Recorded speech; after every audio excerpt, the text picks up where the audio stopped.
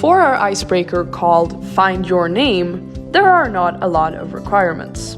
The time needed is only approximately 10 minutes, and this can be done with however many participants you want. Really, the only materials needed is a big space in which to act out the icebreaker, making it a very simple workshop starter. In order to start out the workshop, all participants should line up in a big circle.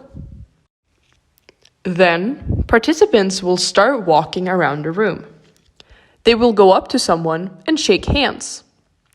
When they do this, they will also exchange names.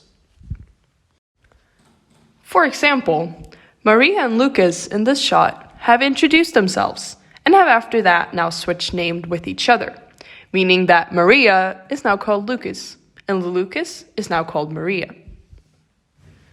The icebreaker then continues, and participants move around the room and exchange names with one another. The goal for the icebreaker is for you to once again find your own name that you started with. This may take a while, depending on what luck you have. When participants have finally shaken enough hands that they have found their own names again by changing it with someone who had it, they will sit down on the floor. This icebreaker is timed, and you want to finish as soon as possible.